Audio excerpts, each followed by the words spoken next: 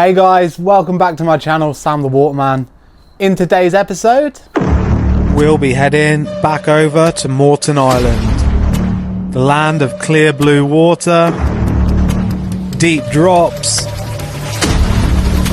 and great fish.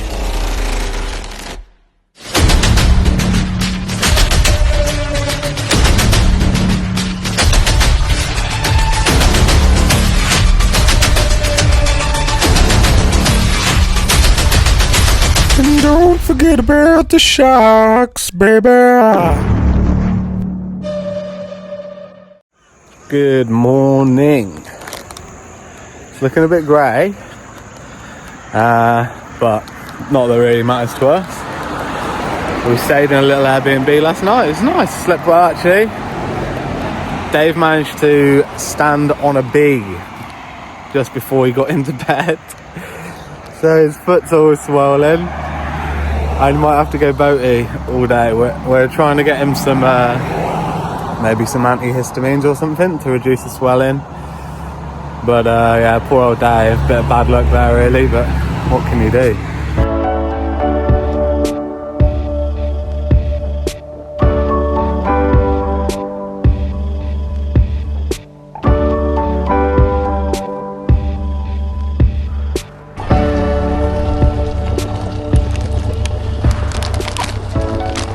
Are you alright driving that, Vaughan? I guess so.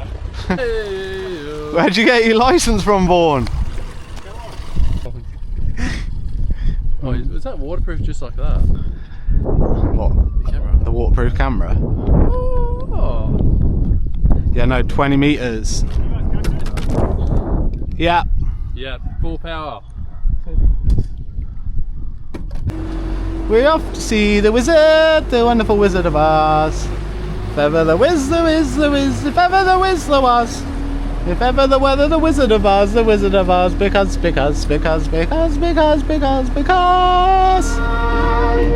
the wonderful things he does.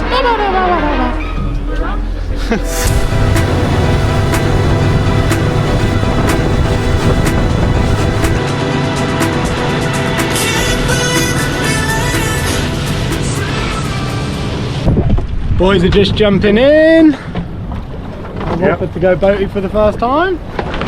Goes Brad. Stays in. Good up, boys! Come on, let's get a couple big wing, boys!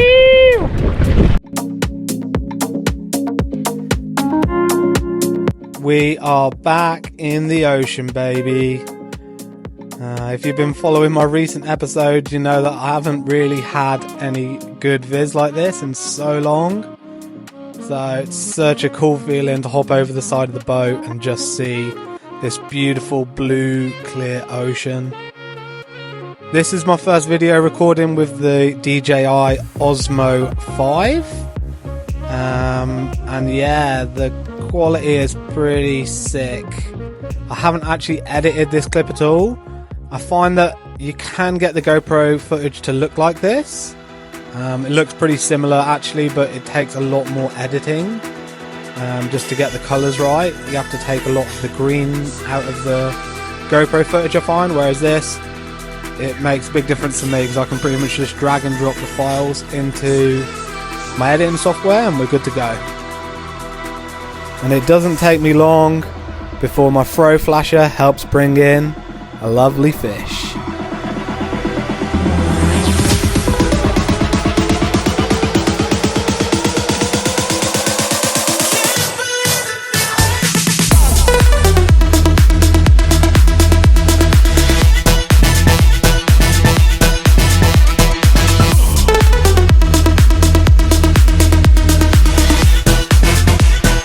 Dave being a really good dive buddy here. There's a big wobbegong that came in.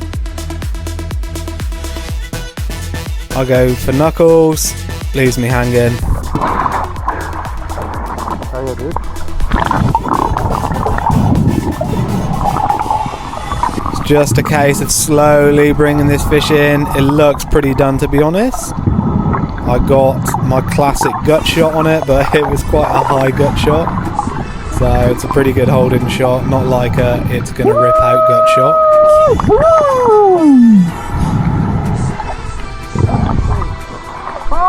We're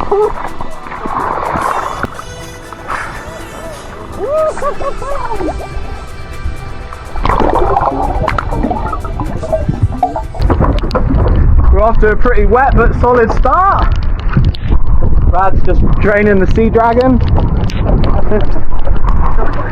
Oh, I shot, you've probably seen now on the footage already, but shot myself a real nice Tusky. The bait tells to how big it really is, but oh, it's a big one. A big one? Sorry, got rain on the camera there. But yeah, pretty happy. I don't have much luck with Tuskies, to be honest, so pretty chuffed. I think that's a PB for me. Guts are hanging out. Onwards and upwards. It's not long before Big Bad Brad gets his chance on a fish as well. I'm just going to let the footage do the talking here. Just keep an eye on what he's doing in terms of scratching and just how he approaches these really hard to approach fish.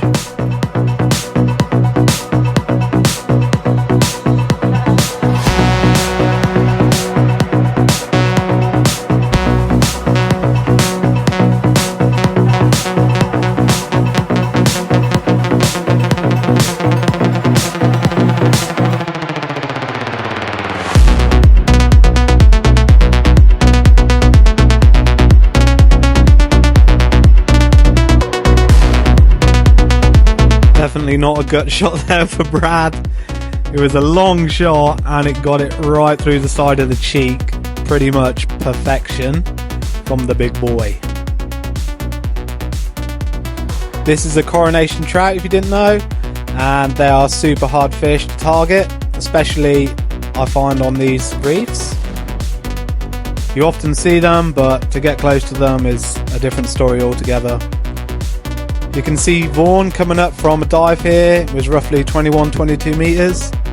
It's quite a long way down to target some of these fish. Some good free diving on display today.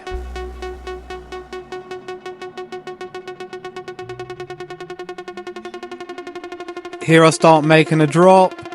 This is on one of the top of the reefs, on one of the ledges, probably in about 14 or 15 meters. I'm currently trying to find a nice spot for me to settle on. I want somewhere that gives me a little bit of cover, maybe some rocks to hide behind, but also a good vantage point so that I can see all directions around me in case anything swims in.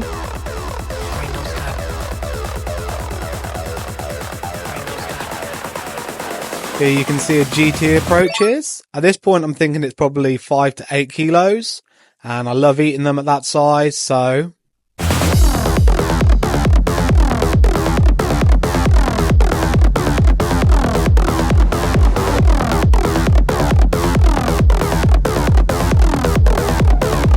by the time I've got to the surface, it's pretty much spooled my reel. So I'm thinking this probably isn't 5 to 8 kilos, and I've completely underestimated the size. Call over Vaughan to let him know I've got a fish on the line, so he can come give me a hand. Clip on my belt reel and let the fish go for a run.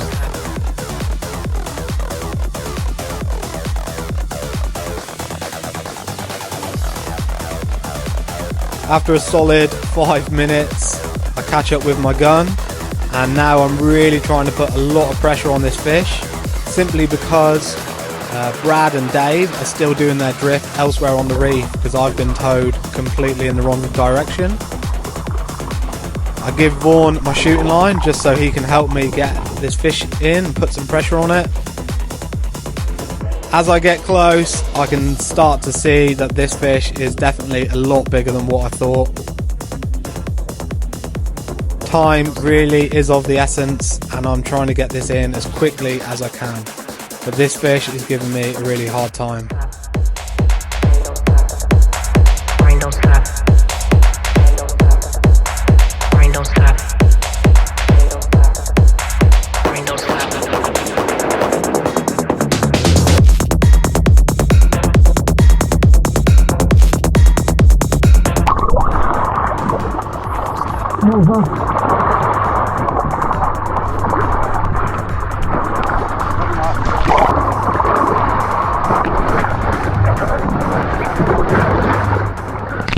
I did not think it was that big. Yeah, it's all good.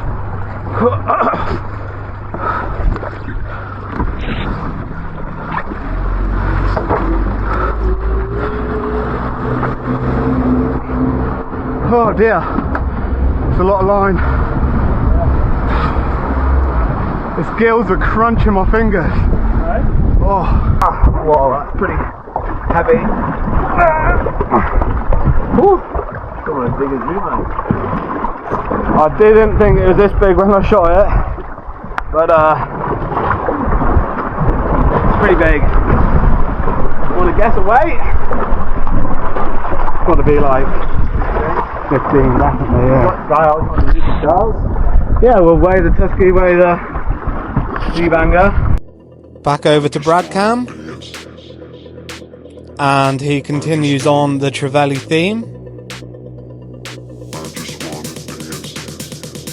As he gets closer towards the bottom here, he sees a nice African pompano coming in.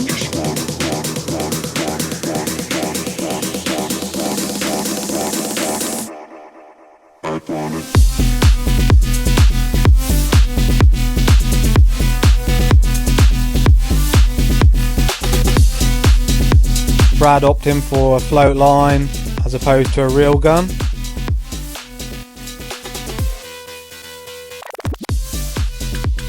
I see that he's shot himself a nice fish, so I dived down for two reasons. One, because these trevally often will swim around in school, so as you're dragging one up from the surface, often his friends will follow him up. But also because this reef is pretty famously known for having big sharks on it. So I tried to create a barrier between the sharks and the fish. You'll see here on the left that there is a whaler that's come to check it out, and also right at the end you'll see a bull shark just underneath there.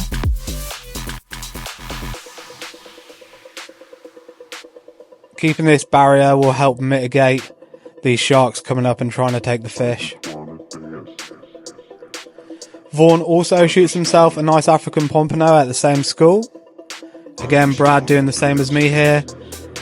As well as filming the fish, he's also creating a barrier between the fish and the sharks that stop the sharks coming up and having a go. Nice fish for Vaughan. On the next drift we see a huge fever of rays, which is the name for a group of rays, and they're followed by this big school of GT. There's some black GT there as well, which are really cool to see.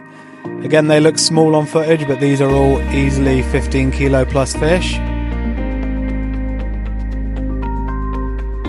I see a real cool piece of structure, so I decided to make a drop.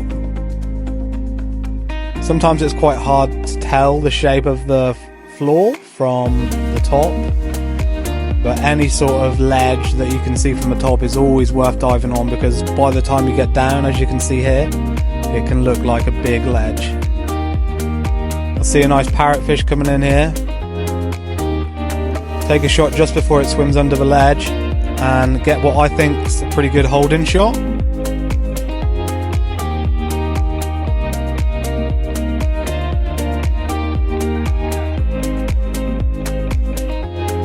As I get to the surface, however, I feel that the line's a bit slack, and unfortunately it's ripped off. And double unfortunately, there's nothing really that activates the sharks quite as much as an injured parrotfish. And Vaughan finds that out firsthand here. He makes a drop, and from the bottom he notices something coming up towards him.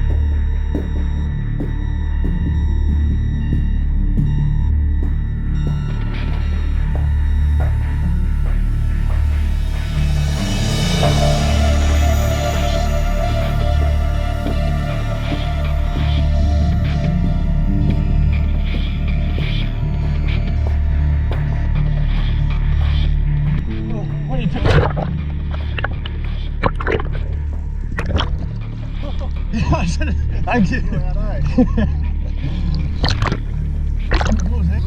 No, it's a bronze, yeah.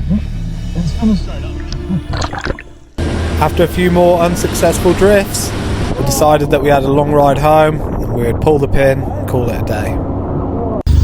Well, pretty good day really. Great trout there from old Brad. Awesome fish. Couple nice pompanos. PB Tusky for me. Get out of there, flies. Get out of there. Wait, get this off me as well. And then, yeah, just an absolute dinosaur of a GT. Get out of there, flies. Beauty. Work it, Vorney. Flies are having a great time, eh? Brad washing down the beast.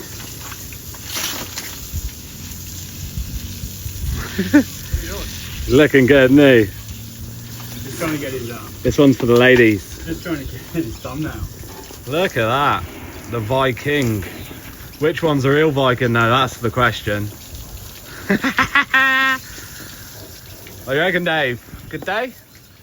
Yeah, man. Love it. Okay guys, unfortunately that does conclude another episode.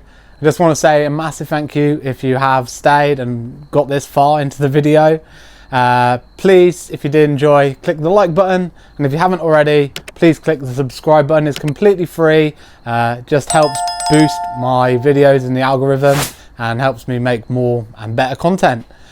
Okay, well that is it, and next episode I will be taking my new boat out for the first time. It's not actually the first time, but it's the first time we had any viz, and we'll be chasing our first big or decent sized Spanish mackerel of the pelagic season.